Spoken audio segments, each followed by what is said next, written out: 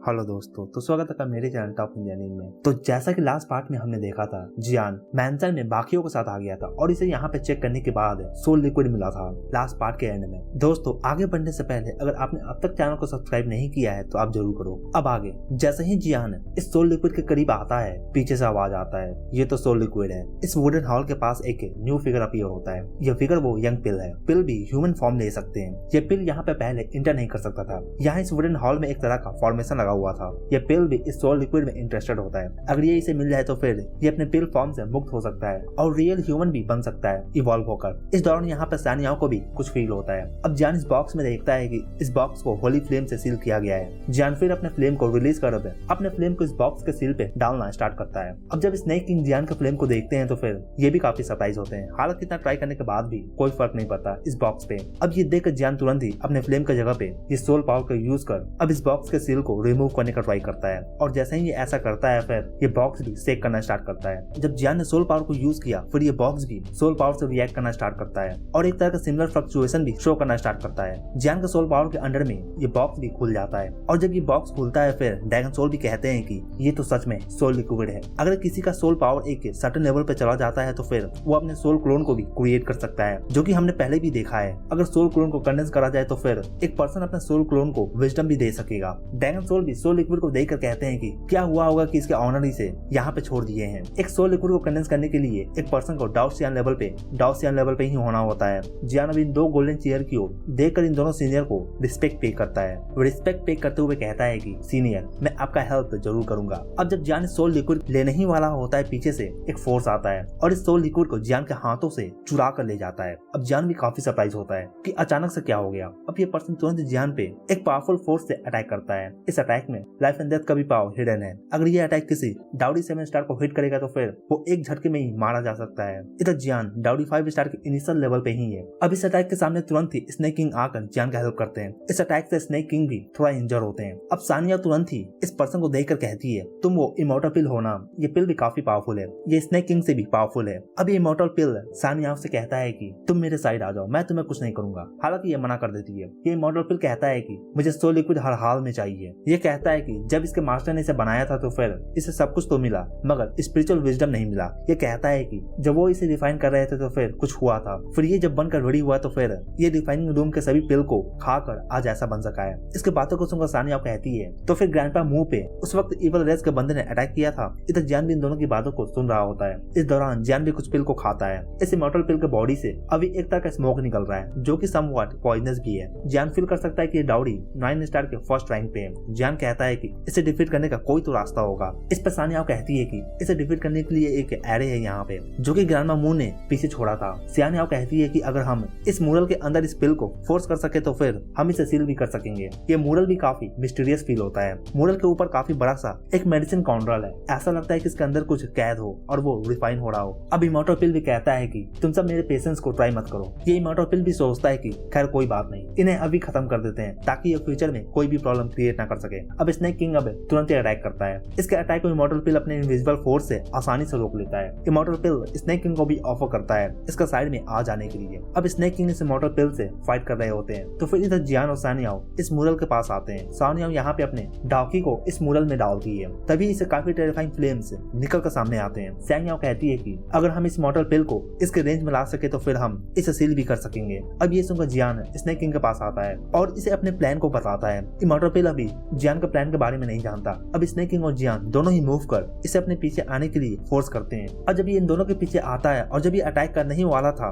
तभी इसे कुछ फील होता है और ये फील कर इसके रोंगटे खड़े हो जाते हैं। तुरंत ही सारे फॉर्मेशन से रेड लाइट निकलकर इमॉर्टल पिल के बॉडी को जाकर जकड़ लेता है। इमॉर्टल पिल को तुरंत ही याद आता है शैनयाओ की एबिलिटी के बारे में और ये कहता है कि मैं कैसे भूल सकता हूँ। अब इस सारे के पावर के कारण से ये इमॉर्टल पिल इस काउंटर में चला जाता है और ये मेल्ट होने लगता है इसके अंदर के फ्लेम और हीट के कारण से। अब ये गोल्डन चेयर पे थोड़ी देर बाद अपीयर होता है और ये पिल के फॉर्म में आ चुका है। अब इसे उठाकर सानिया जियान को दे देती है और कहती है कि ये वही इमॉर्टल पिल है। हालांकि ये भी हाफ फिनिश प्रोडक्ट है। जियान जब इमॉर्टल लेवल पर चला जाएगा तो फिर ये इस पिल को फुली क्रिएट कर सकेगा और उसे यूज कर सकेगा बाद में। सानिया अब ये बॉक्स जिसके अंदर ये सोल लिक्विड है अब ये इसे जियान को देती है और कहती है कि इस तरह का सोल लिक्विड एक एल्केमिस्ट के लिए ही यूजफुल हो सकता है, मेरे लिए इसका कोई वैल्यू नहीं है तो तुम इसे ले लो। सानिया अब स्नेक स्पिरिट को ढूंढने को कहती है। स्नेक स्पिरिट का दूसरा नाम सानलिंग भी है। अब सभी सानलिंग को ढूंढते ढूंढते एक वुडन डोर के पास आ जाते हैं और इस डोर को खोलने के बाद इन्हें ये शानलिंग दिखती है। इस टाइम पे ये काफी ज्यादा सैड फील कर रही होती है। हालांकि ये इन सब के सामने स्माइल कर रही होती है, बट जियान इसके स्माइल के पीछे के सैडनेस को देख लेता है। स्नेक किंग भी अब पूछते हैं कि क्या हुआ, कोई बात है क्या। ये कहती है कि मुझे नहीं पता कि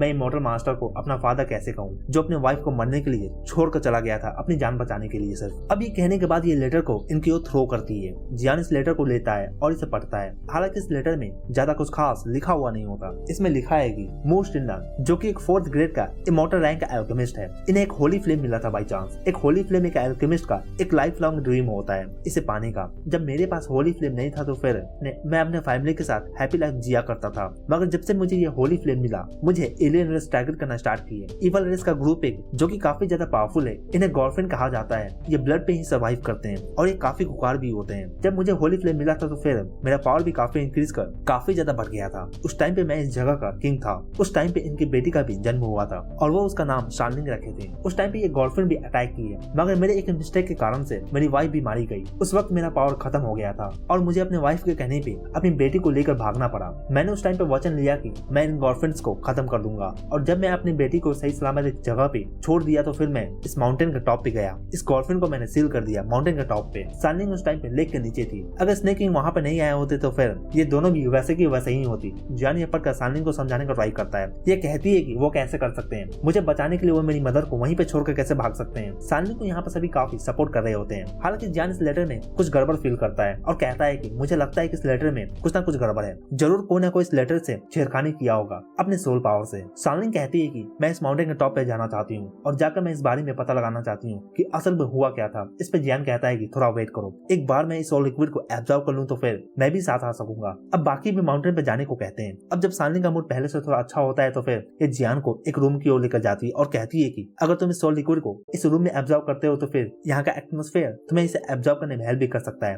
तुम्हें इस रूम में जाना चाहिए। इस रूम में जियान को फेंट फ्लेम पावर भी फील होता है। अब जियान भी इस रूम के अंदर आ जाता है और जब ये इस बॉक्स को खोलता है फिर ये सोल लिक्विड आकर जियान पे अटैक करता है। इससे जियान को थोड़ा ब्लीडिंग भी होता है। जियान तुरंत ही अपने सोल पावर को रिलीज करता है। ड्रैगन सोल भी इस टाइम पे आ चुके होते हैं और ये जियान को कहते हैं कि चिंता मत करो, मैं तुम्हें प्रोटेक्ट करूंगा। अब ये लिक्विड ऐसा लगता है कि यहाँ से भागना चाहता है और जब भी ये जहाँ से भी पास करता वहाँ पे स्पेस भी काफी सेक करना स्टार्ट करता। फिर सीन शिफ्ट होता है और हम मुइंग को देखते हैं। ये एक फॉरेस्ट में आगे बढ़ रही होती है। मुइंग को इस फॉरेस्ट में ऐसा लगता है कि कोई इसे अपनी ओर कॉल कर रहा हो। अब एक ब्लू बीम ऑफ लाइट इसका सामने अपीयर होता है और ये मुइंग से कहता है कि मेरे पीछे आओ। अब जब मुइंग आगे बढ़ती है फिर इसे एक तरह का इंचैंटमेंट दिखता है जो कि काफी स्ट्रॉन्ग है। हालांकि ये इसे पास कर आगे जाती है। आगे पैसेज में जाते हुए इसे एक पर्सन दिखता है जिसपे ब्लैक वर्म्स चिपके होते हैं। ब्लैक वर्म का मतलब है कि एक तरह का एक कीड़ा और इसमें से काफी ज्यादा ब्लैक एनर्जी इमिट होता है। इसे देखकर मुइंग भी कहती है कि क्या ये एक एलियन रेस से है। अब जैसे ही मुइंग कहती है इसका ऑरा भी रिलीज होता है और होली फ्लेम इसका सामने आता है। हालांकि मुइंग तुरंत ही अपने होली फ्लेम को कंट्रोल करती है। ये जानते कि होली फ्लेम और आउटसाइड द रेल्म के बीच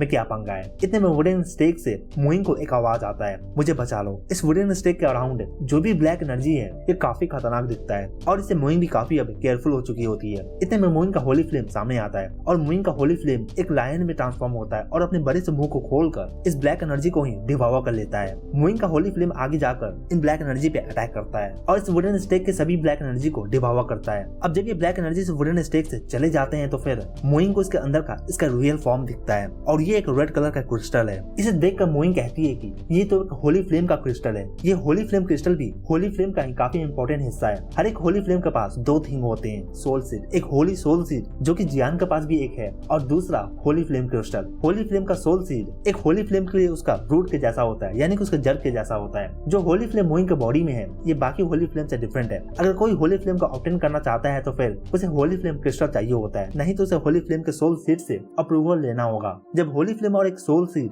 दोनों एक साथ आते हैं तो फिर एक ट्रूली होली फ्लेम कहा जा सकता है। यहाँ पे जब ये होली फ्लेम क्रिस्टल से ये ब्लैक मास सेपरेट हो चुका था तो फिर अब ये कहता है तुम कौन हो और यहाँ पे क्या कर रही हो। अब मुइंग कहती है कि मैं वो हूँ जो तुम्हें आज मारने वाली है। अब ये क्रिस्टल भी कहता है कि तुम्हें इसके साथ में टाइम वेस्ट नहीं करना चाहिए, जल्दी करो और इसे खत्म करो। अब तुरंत ही मुइंग अपने ब्लू क्रिस्टल को निकालती है जो कि इसका होली फ्लेम का क्रिस्टल है और ये कहती है कि मैं तुम्हारे अंदर से इसे इवल पावर को खत्म ही कर देती हूँ। इसे देखकर अब ये ब्लैक मैथ भी कहता है कि इसका पावर भी काफी ज्यादा है। ऐसा लगता है कि इसका होली फ्लेम टॉप 20 के अंदर आता है। ये कहता है कि मैं इस वुमन को ऐसा नहीं करने दे सकता हूँ। मैं इस होली फ्लेम के क्रिस्टल को इतने सालों से इसके पावर को इस लेवल तक कम कर सका हूँ। अगर ये सक्सेसफुल हो जाती है तो फिर मेरा पूरा मेहनत ही बर्बाद हो जाएगा। अब मुइंग का फ्लेम आर्मर सामने आता है। इस आर्मर को देखकर ये कहता है कि ये बैटल आर्मर है जो जो कि होली फ्लेम को कंडेंस करने के बाद बनाया जा सकता है। ऐसा लगता है कि मैं आसानी से इसे डिफीट नहीं करने वाला हूँ। अब ये ब्लैक मास्क ट्रांसफॉर्म होता है। अब मोइंग इसे देखकर कहती है कि ये तो एक गर्लफ्रेंड है, ब्लड डीमन। अब ये गर्लफ्रेंड तुरंत ही अपना अटैक करता है। ये अपने ब्लड से एक तरह का चेन को क्रिएट करता है और अटैक करता है। अब ये रेड चेन आगे बढ़ते हैं। इधर मोइंग इस रेड चेन्स को अपने फ्लेम में कवर कर लेती है और इन चेन्स को तुरंत ही डिस्ट्रॉय कर देती है। इन चेन्स को डिस्ट्रॉय होते ही एक गर्लफ्रेंड के मुंह से काफी ब्लड भी आता है। अब ये यहाँ से भागने का ट्राई करता है। हालांकि मोइंग इसे ऐसा करता देखकर इसे भागने नहीं देती। ये गर्लफ्रेंड भी कहता है कि अगर तुमने मुझे मारा तो फिर मेरे क्लैन के लोग आकर तुम्हें नहीं छोड़ने वाले हैं। इस गर्लफ्रेंड का पावर भी काफी कम हो चुका था। इतने सालों से इसने होली फ्लेम के क्रिस्टल को अपने पावर से इसे वीक कर रहा था और इस कारण से इसका पावर भी पहले से काफी ज्यादा कम हो चुका था। अब मोइंग इसे अपने होली फ्लेम से बर्न करने लगती है और ये होली फ्लेम के पावर के अंदर ये भी इवोपरेट होता है। अब इतना पावर यूज करने के बाद मोइंग भी हंसने लगती है। रेड क्रिस्टल भी मोइंग को देखकर कहती है कि अगर तुम इस एज में ही होली फ्लेम को हासिल कर सकती हो तो फिर तुम्हारा फ्यूचर भी काफी ब्राइट होगा। तुम्हारा फ्यूचर काफी लिमिटलेस है। ये रेड क्रिस्टल कहता है कि तुम्हें पता होगा कि एक पर्सन एक ही होली फ्लेम को एब्जॉर्ब कर सकता है, एक से ज्यादा वो यूज भी नहीं कर सकेगा। इस पे मोइंग कहती है कि सीनियर, मैं इस बात को जानती हूँ, मगर मैं अपने फ्रेंड के लिए इस क्रिस्टल को लेकर जाना चाहती हूँ। ये बेसिकली जियान के बारे में सोच रही होती है। अब ये रेड क्रिस्टल को लेकर आगे बढ़ती है। इसके बाद हम जियान को देखते हैं जो कि इस टाइम पे सोल लिक्विड को डिफाइन कर चुका है। अब ये लिक्विड को अपने बॉडी के अंदर खींचने लगता है। हालांकि इस लिक्विड से काफी फ्लक्चुएशन भी रिलीज होता है, मगर जियान इसे कम करने के लिए अपने फ्लेम का यूज करता है ताकि ये इसे सप्रेस कर सके। अब ये सोल लिक्विड जियान के बॉडी के चारों ओर फैलना स्टार्ट होता है। अब टाइम बीतता जाता है। जियान इस टाइम इस लिक्विड को एब्जॉर्ब कर रहा है। इधर बाकी जियान के बारे में सोच रहे थे। स्नेक किंग को जियान पे काफी भरोसा होता है। ये जानता है कि जियान उसे इवल पर्सन को डिफीट किया था। अब जब ये बात कर रहे होते हैं आपस में, तभी जियान का रूम का डोर टूट कर गिरता है। अब जियान बाहर निकल कर सामने आता है। इसके ऑरा को देखकर बाकी भी काफी सरप्राइज होते हैं। इस टाइम पे जियान सोल लिक्विड को एब्जॉर्ब कर चुका है। जब जियान सोल लिक्विड को एब्जॉर्ब कर रहा था तो फिर बाकी भी रिकवर कर रहे होते हैं। स्नेक किंग भी जियान को देखकर कहता है कि लगता है कि तुम अब एम्परर लेवल से ब्रेक थ्रू कर चुके हो। जियान कहता है कि मैंने सुना है कि एम्परर लेवल में 3 पार्ट्स हैं, फर्स्ट टाइमर, माइनर परफेक्शन और ग्रेट परफेक्शन। मैं अभी माइनर परफेक्शन के स्टेज में हूँ, गॉड रियल्म के। अब जियान इनके कंडीशन के बारे में इनसे पूछता है। ये कहते हैं कि इनका पावर भी ऑलमोस्ट रिकवर हो चुका है। स्नेक किंग डाउडी 8 स्टार पे है। सानिया और सालनी दोनों ही डाउडी 7 स्टार के इनिशियल लेवल पे हैं और जियान खुद ही डाउडी 5 स्टार के इनिशियल लेवल पे। इस तरह की टीम के साथ है माउंटेन के टॉप पे जाना भी काफी ज्यादा खतरनाक हो सकता है, क्योंकि माउंटेन के टॉप पे काफी पावरफुल फिगर है। होली फ्लेम के साथ में एक और फिगर है वहाँ पे और वो काफी इवल पर्सन है। हालांकि सालनिंग कहती है कि हमें फिर भी माउंटेन टॉप के ऊपर में जाना ही होगा। और जब ये जाने वाली होती है फिर सालनिंग कहती है कि ये जो मैनर है ये भी एक इमॉर्टल लेवल का आर्टिफैक्ट है। हालांकि ये कैसे काम करता है ये बात मैं भी नहीं जानती हूँ, मगर इसके कहने के बाद ये मैनर अब छोटा होने लगता है और श्रिंक करने लगता है और ये सिकुड़ कर अब इसके बॉडी के अंदर समा जाता है। जब ये मैनर जा चुका है तो फिर इन्हें एक स्टोन प्लेटफॉर्म दिखता है और इससे ऊपर जाने का एक रास्ता भी दिखता है। अब ये 4 लोगों का टीम आगे रास्ते पे बढ़ने लगते हैं। इधर हम मूफेंग को देखते हैं जो कि काफी इवल ऑरा से फाइट कर रहा था। अब ये काफी सारे इवल ऑरा को किल कर चुका है। मूफेंग के पास भी एक रेयर एबिलिटी है। ये इन इवल पर्सन का ऑरा को किल कर इसे अपने पावर से प्योर एनर्जी में भी ट्रांसफॉर्म कर सकता है और इस एनर्जी को ये वापस से एब्जॉर्ब भी कर सकता है अपने पावर को इंक्रीज करने के लिए। जब ये जगह पे आया था तो फिर ये डाउडी 5 स्टार के इनिशियल लेवल पे था। अभी डाउडी 5 स्टार के मिड लेवल पे भी जा चुका है। अब मूफेंग माउंटेन के टॉप पे जाने का सोचता है और ऊपर जाने लगता है। इसे भी पता है कि बाकी भी ऊपर की ओर ही गए होंगे। इसके बाद हम फायर गर्ल को देखते हैं। ये भी माउंटेन के टॉप की ओर बढ़ रही होती है। फिर हम माउंटेन के टॉप के सीन को देखते हैं। इस माउंटेन के टॉप पे पूरे तरीके से शांति छाया होता है, जरा सा भी हलचल नहीं होता। यहाँ पे एक थ्रोन है और इस थ्रोन पे एक फिगर बैठा हुआ है। इसका ऑरा भी काफी फ्राइटनिंग है। जियान और उसका ग्रुप भी अब इस माउंटेन के टॉप पे आ चुके होते हैं। जियान यहाँ पे अपने सोल पावर को रिलीज कर आगे के एरिया को स्कैन करता है। स्नेक किंग भी यहाँ पे काफी पावरफुल ऑरा को फील कर सकते हैं और इसे ये ऑरा समवॉट है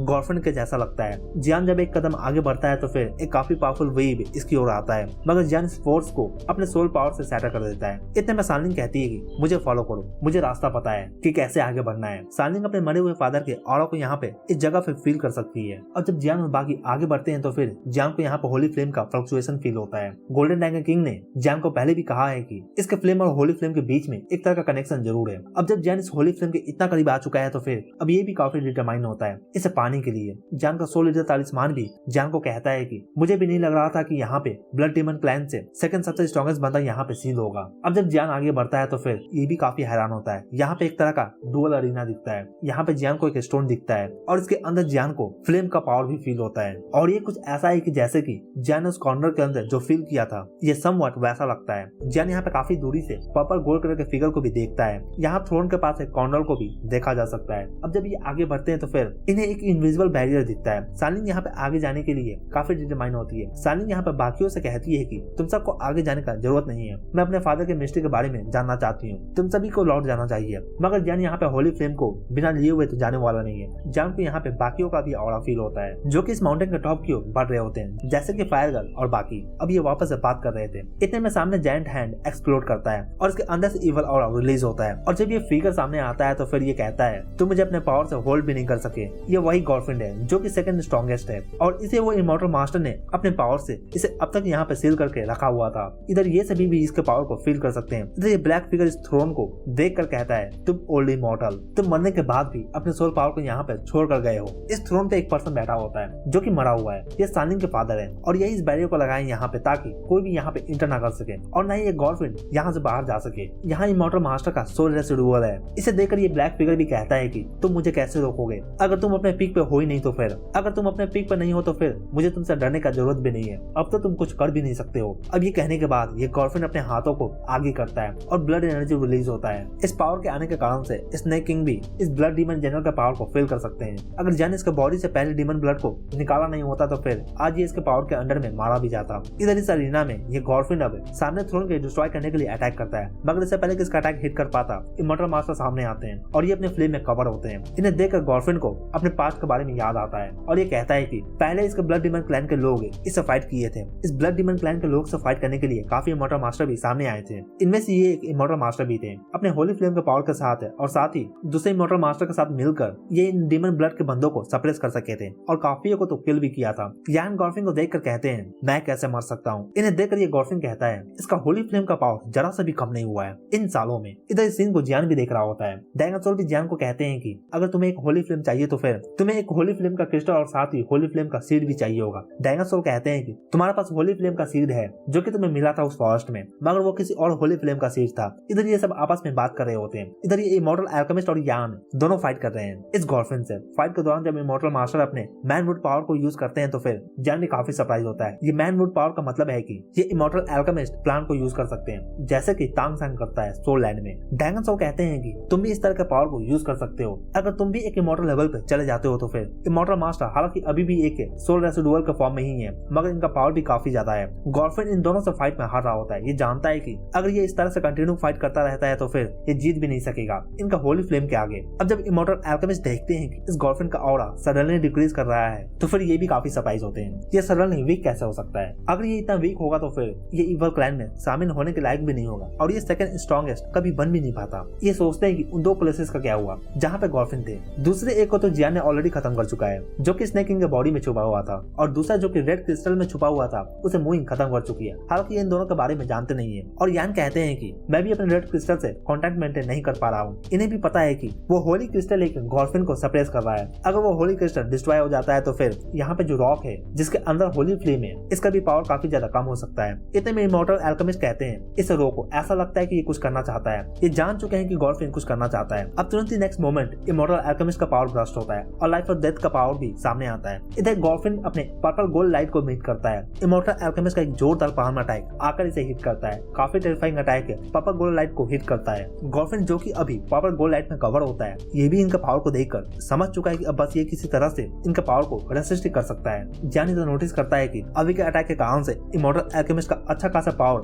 खत्म हो चुका है। इस अटैक में इनका सोल पावर भी मिक्स था और ये बात यान भी जानते हैं। गॉडफ्रेंड यहाँ पे भागने का सोचता है। ये जानता है कि ये यहाँ पे फाइट नहीं कर सकेगा, लेकिन ये यहाँ पे दूसरे लोग को भी ये सेंस कर सकता है। अब ये गॉडफ्रेंड जियान और इसके कंपेनियन की ओर जाता है। तुरंत ही ऊपर स्काई में जाकर ये ब्लास्ट होता है और काफी ब्लड मिस्ट स्काई में फैलने लगता है और ये काफी फास्ट होता है और ये तुरंत जियान की ओर आगे बढ़ता है, मगर जियान इसे आता हुआ देखकर ये तुरंत ही इसे डॉज करता है और सानिंग और सानिया दोनों को सेव करता है और स्नेक किंग को भी अलर्ट कर देता है। अब ये बैरियर भी टूट कर बिखर जाता है जो बैरियर इन्हें सेपरेट किए हुए था। इधर ये इमॉर्टल अल्केमिस्ट भी सानिया और सानिंग को नोटिस करते हैं। अब जबकि ये बैरियर नहीं रहा तो फिर ये गॉडफ्रेंड भी यहाँ से आजाद हो चुका है भागने के लिए। गॉडफ्रेंड अभी स्काई में होता है और इसका ब्लड मिस्ट भी चारों ओर फैला हुआ है। अब इसका ऑरा भी पहले से काफी स्ट्रॉन्ग हो चुका है। इधर इमॉर्टल अल्केमिस्ट जियान के हाथों में ये दोनों वुमेन को नोटिस करते हैं, सानिया और सानिंग को। अब तुरंत ही ये जियान के पास आ जाते हैं और इससे कहते हैं इन्हें जाने दो। इनके प्रेशर के आगे जियान भी काफी ज्यादा टेरिफाइड हो जाता है। अब ये सुनकर जियान भी इन्हें तुरंत ही नीचे की ओर रखता है। सानिया और सानिंग दोनों ही इमॉर्टल अल्केमिस्ट को देखती हैं। फिर पीछे से आवाज आता है गॉडफ्रेंड का। ये कहता है मुझे नहीं लगा था कि मैं आज ये भी देखने वाला हूँ। ये इनकी बेटी के बारे में बात करता है। इधर यान अपने होली फ्लेम को अब चार्ज करते हैं और इनका पावर भी काफी इंक्रीज करता है। अब जब सानिंग इन्हें अपने सामने पाती है तो फिर ये कहती है अब मॉम को छोड़कर क्यों भाग गए थे। ये सुनकर ये कहते हैं कि मैंने तो मेरे मॉम को छोड़कर भागा, ये नहीं हो सकता। ये क्या कह रही हो तुम? ये काफी सरप्राइज होते हैं। इस पर सालिन कहती है कि मैंने मैनर में जो वो लेटर पढ़ा था उसमें तो वही लिखा हुआ था। इस पे इमॉर्टल अल्केमिस्ट कहते हैं उस लेटर में सिर्फ और सिर्फ सोल लिक्विड के बारे में ही जानकारी था। उस लेटर के कंटेंट को उस इमॉर्टल पिल के थ्रू चेंज कर दिया गया होगा। इधर जब ये बात कर रहे होते हैं तो फिर गर्लफ्रेंड को यान अपने होली फ्लेम से सप्रेस कर रहे होते हैं। इधर इमॉर्टल अल्केमिस्ट अपने स्टोरी को बताते हैं कि 1000 साल पहले ये डेजर्ट माउंटेन पूरे स्वान यान में स्ट्रॉन्गेस्ट प्लेस में से एक माना जाता था। तब ये डॉडी 7 स्टार के पीक पे थे और 3rd रैंक के अल्केमिस्ट थे। उस वक्त इनका पावर काफी ज्यादा था और इनसे मुकाबला करने वाला भी कोई भी नहीं था और इस कारण से ये काफी ज्यादा एरोगेंट भी हुआ करते थे। तब ये कल्टीवेशन पे काफी ज्यादा फोकस किया करते थे। उस टाइम पे ये अपने 3rd रैंक अल्केमिस्ट से ज्यादा आगे भी नहीं जा पा रहे थे। ये जो भी करते ब्रेक थ्रू ही नहीं कर पा रहे थे। ये अटक चुके थे सेम लेवल पे, तो ये काफी ज्यादा फ्रस्ट्रेट हो चुके थे। फिर ये घोस्ट वर्ल्ड के एक पावर हाउस के कांटेक्ट में आते हैं, मगर जब ये रॉन्ग डिसीजन लेने वाले थे तो फिर ये यान से मिले थे। यान एक होली फ्लेम है। उस टाइम पे यान पे काफी गर्लफ्रेंड्स अटैक कर रहे थे और जब ये मरने वाला था तो फिर इमॉर्टल अल्केमिस्ट ने इन्हें सॉलो किया था। इसे सॉलो करने के बाद इनका पावर भी काफी ज्यादा इंक्रीज किया और इनका रिफाइनिंग एबिलिटी भी काफी इंक्रीज किया। फिर जब ये वापस डेजर्ट माउंटेन पे आए थे तो फिर इन्हें इस माउंटेन का मास्टर का पोजीशन भी मिल गया था और तब ये सालिन का मदद से भी मिल सके थे। ये कहते हैं कि मुझे याद है कि जब तुम्हारा जन्म होने वाला था तो फिर तुम्हारी माँ अपने साथ एक चीज लेकर आई थी जो कि मेरे पूरे क्लैन को डिस्ट्रॉय कर दिया था, ब्लड डीमन की। ये गर्लफ्रेंड अपने आप को चाइल्ड के रूप में छुपाकर सामने आए थे और जब तुम्हारा जन्म हुआ तो फिर ये एक्सप्लोड हुए। ये गर्लफ्रेंड दूसरे के ब्लड को यूज करते हैं खुद को सर्वाइव करने के लिए। उस टाइम पे डेजर्ट माउंटेन पे काफी ब्लड बात भी हुआ था। उस टाइम पे मैं टियानम्यू क्लैन से भी काफी अच्छे रिलेशन बनाकर रखे हुए था। मैं वहाँ पे ट्रेन करने के लिए जाया करता था। जब डेजर्ट माउंटेन पे अटैक हुआ तो फिर मैंने यूशवान को सिग्नल भी दिया था और वो अपने 80% पावर को लेकर मेरे हेल्प करने के लिए आए थे। जबकि यूशवान ने अपने 80% पावर को लेकर डेजर्ट माउंटेन पे आए थे तो फिर मेरा हेल्प करने के लिए क्लैन के अगेंस्ट जाकर इस बात का फायदा उठाकर गर्लफ्रेंड उनके क्लैन पे अटैक कर उन्हें डिस्ट्रॉय कर दिया था। हमें नहीं पता क्यों, मगर इन गर्लफ्रेंड के अटैक से कुछ न कुछ रॉयल फैमिली का भी लेना देना था।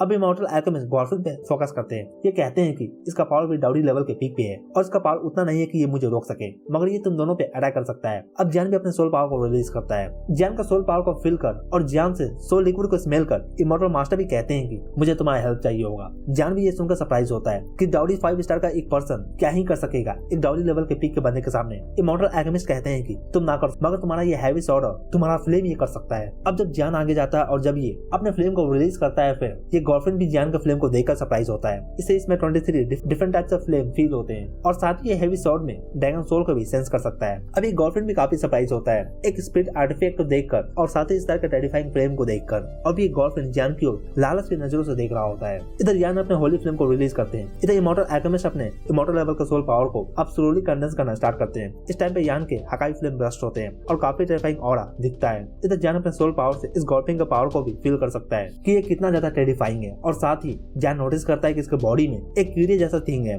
जिससे काफी इवल पावर भी रिलीज हो रहा है। इमॉर्टल अल्केमिस्ट जियान को कहते हैं कि डोंट वरी, तुम सिर्फ क्रिटिकल मोमेंट पे ही आकर हेल्प कर सकते हो। अब इमॉर्टल अल्केमिस्ट अपने वुड पावर को रिलीज करते हैं। ऊपर स्काई में अभी भी गर्लफ्रेंड सस्पेंडेड होता है। अब एक huge beam of evil power immortal alchemist की ओर आगे बढ़ता है, मगर ये इस अटैक को प्लान से ब्लॉक करते हैं। इस दौरान गर्लफ्रेंड सोचता है कि मुझे एडवांस में कुछ प्रिपेयर करके रखना चाहिए। इसे भी फील होता है कि यहाँ पे कुछ है जो इसके एग्जिस्टेंस को ही चैलेंज कर सकता है। अब एक purple beam of light shoot होता है, ऐसा लगता है कि ये कॉल कर रहा हो किसी को। इधर दूसरी ओर हम एक समुद्र के सीन को देखते हैं जहाँ पे काफी सारे ह्यूमंस का डेड बॉडी पड़ा हुआ है और यहाँ पे एक फिगर खड़ा है और ये ब्लड मिस्ट में कवर होता है। ये इमॉर्टल अल्केमिस्ट से भी ज्यादा पावरफुल फील होता है। अब ये फिगर भी कहता है कि वो बच्चा स्वार्निंग कॉन्टिनेंट पे अटैक कर रहा था, अब उसे मेरा हेल्प क्यों चाहिए। वो मेरा ब्लड डीमन क्लैन का सेकंड कमांडर है, ये पर्सन गर्लफ्रेंड का सुप्रीम लीडर है। अब जब ये फिगर यहाँ से जाने वाला था तो फिर इन डेड बॉडी में से एक फिगर निकलकर सामने आता है और इसके हाथों में ये सिल्वर स्वॉर्ड है। ये फिगर इस गर्लफ्रेंड पे अटैक करता है और इसे कहता है गो टू हेल डीमन, मगर इसे देखकर गर्लफ्रेंड अपने सर को ऊपर कर एक काफी टेरिफाइंग ऑरा को रिलीज करता है। ड्रैगन सोल भी कहते हैं कि इधर दूसरी ओर इमॉर्टल अल्केमिस्ट अपने वुडन पावर से गर्लफ्रेंड के अटैक को ब्लॉक कर रहे होते हैं। ड्रैगन सोल भी कहते हैं कि जियान ध्यान से देखो इस बैटल को, तुम्हें भी फ्यूचर में वुड पावर को इंक्रीज करना होगा, तो ये बैटल तुम्हारे लिए काफी ज्यादा सही हो सकता है, इससे तुम काफी कुछ सीख सकते हो। गर्लफ्रेंड अपने पावर का यूज कर अब ये इमॉर्टल अल्केमिस्ट के वुड को डिस्ट्रॉय करता है। काफी ज्यादा मिस्ट यहाँ पे फैलने लगता है। इसका फायदा उठाकर ये गर्लफ्रेंड यहाँ से भागने का ट्राई करता है, मगर इमॉर्टल अल्केमिस्ट ये देखकर कहते हैं कि तुम मुझे काफी अंडर एस्टिमेट कर रहे हो। अब ये जोर से चिल्लाते हैं और फिर स्पिरिट क्लाउड स्ट्राइक अटैक को लॉन्च करते हैं। इस पावर को देखकर जियान भी बाकियों से कहता है कि जल्दी करो, अपने सांसों को रोक लो और खुद को प्रोटेक्ट करो। जियान भी अपने सोल पावर का यूज करता है और एक बैरियर क्रिएट करता है ताकि ये फोर्स को रेसिस्ट कर सके। अब जब जियान के सोल पावर को फील करते हैं तो फिर ये भी कहते हैं कि इस बैटल के बाद में शायद इस बच्चे का होली फ्लेम बन जाऊं। आखिरकार मुझे भी दोनों को संभालना होगा और होली फ्लेम का खतरा भी काफी ज्यादा है कि कोई एक इवल पर्सन आकर इसे ले न ले। इमॉर्टल अल्केमिस्ट अपने पावर का काफी यूज कर रहे होते हैं। अब इनका फिगर भी काफी थिन दिखने लगता है मतलब इनका सोल फॉर्म भी अब काफी ज्यादा ट्रांसपेरेंट होने लगता है इतना ज्यादा पावर को यूज करने के कारण से। ये अपने पावर से गर्लफ्रेंड को होल्ड किए होते हैं। इतने में ये यान को कहते हैं अटैक करने के लिए। फिर यान भी आगे बढ़कर गर्लफ्रेंड पे अटैक करते हैं। इन दोनों के अटैक के अंडर में गर्लफ्रेंड काफी डैमेज रिसीव करता है। फिर ये अपने पावरफुल अटैक को लॉन्च करता है ब्लड डीमन की। अगर ये ब्लड डीमन की किसी भी पर्सन को टच करता है तो फिर ये उस पर्सन का माइंड को भी क्रोड कर सकता है, यानी कि उस पर्सन को खत्म कर सकेगा आसानी से। अब ये ब्लड डीमन की आगे आकर होली फ्लेम से कोलाइड करता है। ये देखकर यान अपने होली फ्लेम का पावर को इंक्रीज करते हैं और इसमें काफी सारे रॉक आना स्टार्ट होता है और ये वापस एक हैंड के शेप में बन जाता है। अब इन दोनों के कोलिजन के कारण से रॉक के अंदर का होली फ्लेम अब एक्सप्लोड करता है। इमॉर्टल अल्केमिस्ट भी कहते हैं कि 1000 साल पुरानी गलती आज ये सही हो गया। मिस्टर ब्लड डीमन काफी फास्ट स्विंग करने लगता है। ये छोटा होता जाता है जैसे कि ये मरने वाला हो। अभी गर्लफ्रेंड हकाई फ्लेम के अंडर में कहता है, ह्यूमन जब मेरे किंग आएंगे तो फिर उस दिन तुम सब मारे जाओगे। इस ब्लड डीमन का ब्लड मिस्ट अब साइज में काफी छोटा हो जाता है। अभी एक हाथ के साइज के बराबर में आ जाता है, लेकिन जियान को फिर भी इसे काफी पावरफुल होता है। यान यहाँ पे बाकियों को कहते हैं कि जाओ, इससे पहले की देर हो जाए। जियान कहता है कि सीनियर, मैं यहाँ पे हेल्प करने के लिए आया हूँ।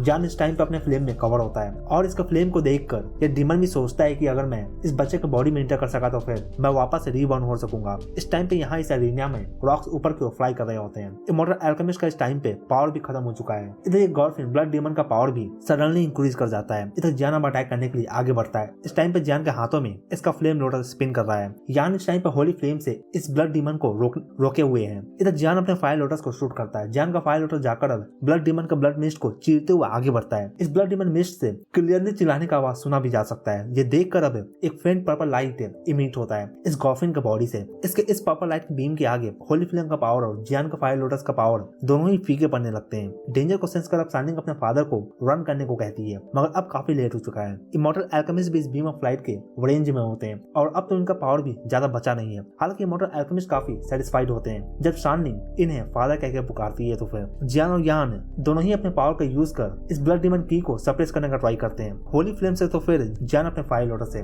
लेकिन इन दोनों ने भी एक्सपेक्ट नहीं किया था कि लास्ट मोमेंट पे गर्लफ्रेंड इस तरह के पावर को भी रिलीज कर सकेगा। Purple gold blood demon energy पूरे ब्लड डीमन क्लैन में लेजेंडरी ब्लड कंसीडर किया जाता है। जियान तुरंत अपने फायर लोटस से कनेक्शन को तोड़ता है। ऐसा करने से इसके मुंह से ब्लड भी आता है। अभी अपने हैवी स्वॉर्ड को लेकर आगे बढ़ता है। अभी अपने हैवी स्वॉर्ड को अपने हाथों में पकड़ता है। इधर इमॉर्टल अल्केमिस्ट काफी वीक हो चुके हैं। जियान अपने ड्रैगन सोल को कॉल करता है, फिर ये आगे बढ़ता है। इसे देखकर अब गर्लफ्रेंड भी अटैक करता है। कहता है, बच्चे मरना चाहते हो? हैवी स्वॉर्ड से काफी डैजलिंग लाइट साइन करता है। अब जियान अटैक करता है। इधर गर्लफ्रेंड को भी फील होता है कि जियान अपने होली फ्लेम से इसके बॉडी को ही डिस्ट्रॉय कर रहे हैं। दूसरे साइड से अब ये ऊपर स्काई में राइज करता है। यान जियान को देखते हैं फाइट करते हुए और इसे केयरफुल रहने को कहते हैं। ये कहते हैं कि मैं तुम्हें अपना होली फ्लेम का पावर देने वाला हूँ, लेकिन लगता है कि तुम इसे खुद ही अर्न किए हो अपने हिम्मत और करेज से। इधर इमॉर्टल अल्केमिस्ट इस बीम ऑफ लाइट से डिस्ट्रॉय होने वाले थे। इतने में जियान भी इस ओर आगे बढ़ता है और अपने हैवी स्वॉर्ड से जोरदार हिट करता है इस बीम ऑफ लाइट पे। हिट करने के कारण से जियान भी काफी डैमेज को रिसीव करता है। जियान को फील होता है कि इस गर्लफ्रेंड का पावर सच में काफी ज्यादा ईवल है। अब इसके मुंह से भी ब्लड आता है। अब ये पर्पल गोल्ड लाइट